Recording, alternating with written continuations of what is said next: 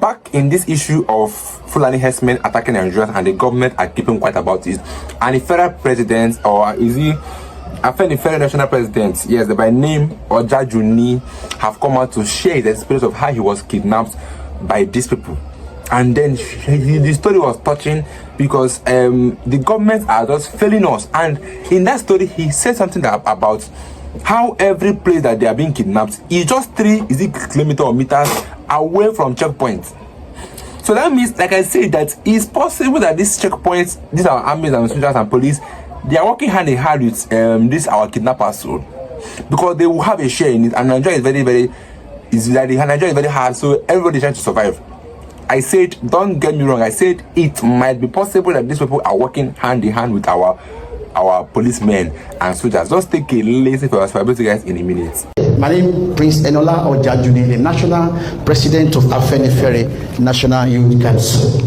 To all the leaders of the Yorubas presently, the OPC leader and all the present leaders of the Yorubas, it happened to occur on the 17th of February. I had a meeting in Abuja with Abuja Chambers of Commerce. Unfortunately, my flight was scheduled for Tuesday, and I just have to be in Abuja on Monday. Like I said, we proceed on that journey on that fateful Monday. It was a black Monday, a Monday that I will never forget in my life. A Mondays of sorrow, a Mondays of agony and pain, because what I went through, it was the grace of God. I know mercy of God. It has saved me for that terrible experience. And what happened to me, I doubt it can happen in Borno State, in Katsina, in all the northern part of this state, because I believe the Yoruba, what our leaders have said, no Yoruba can go to part of the north and kidnap the emir or any leaders of the northern part.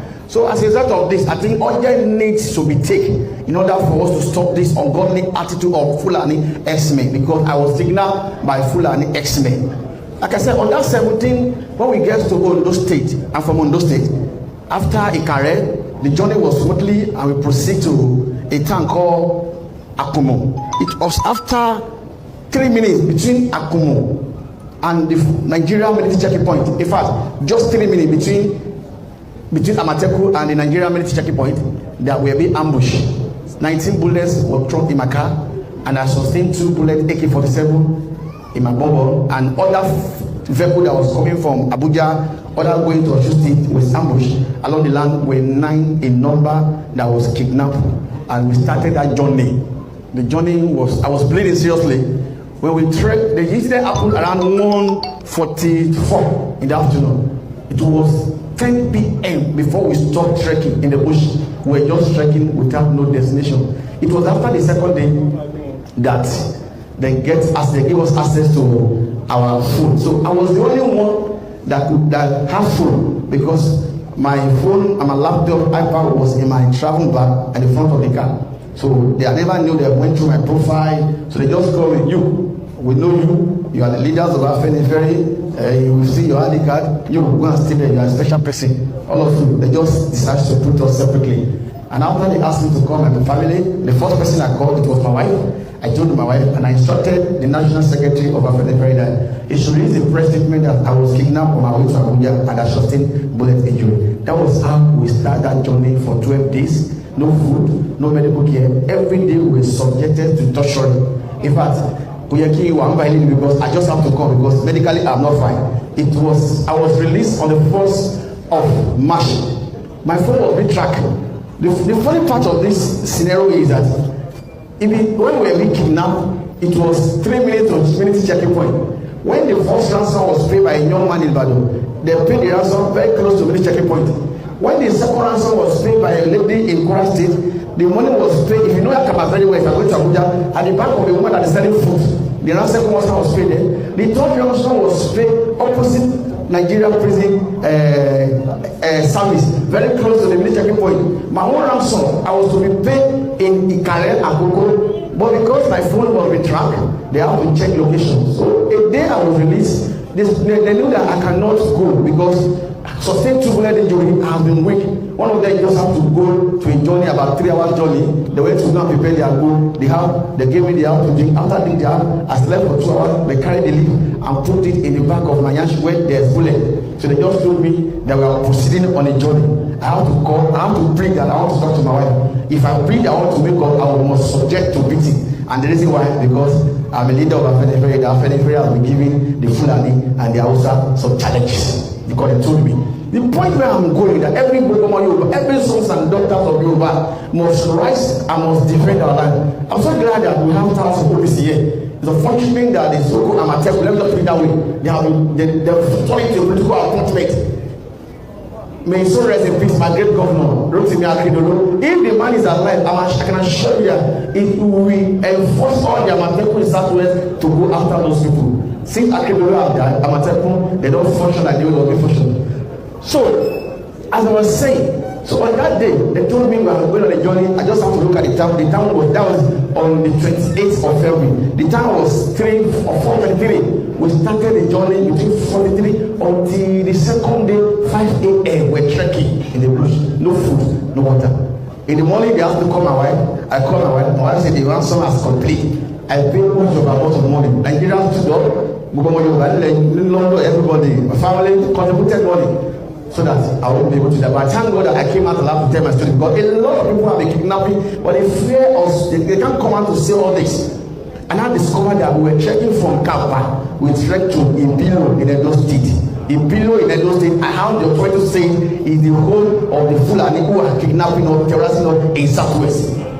In fact, that day, my wife and my younger brother with Nigerian Foreign Service, they counted about 5 new motorcycles that was trailing there to the bush, and the money was paid again very close to Nigeria military checking point. So definitely something is going on between our sons and these people. The money was paid. After the money was paid, I was released on the 1st of March. Then they took me to Ikaraja Hospital where the first surgery was commenced and the second surgery was done about 2 weeks ago. But my message to Southwest Governor, because their first priority is to protect life and property. A place where there's insecurity, there's no how you can create jobs, there's no how investors want to come to that state. No matter how the potential of resources you want to have, that nobody will come and invest. I have a message for Ondo State Governor, very important. I have a message for the state governor, very important. I have a message for Osun State, Ekiti State, and Lagos State, very important. Because I've said I'm not going to release any information based on the national security. I was take, and this Fulani expert, they showed me 5 camps that they have in our land. And they told me in Ondo, they have 26. I will continue to be saying that 26 camps of the terrorists in Ondo State and other part of Southwest making 53 camps. If somebody can have 55 camps in a particular region, tell me.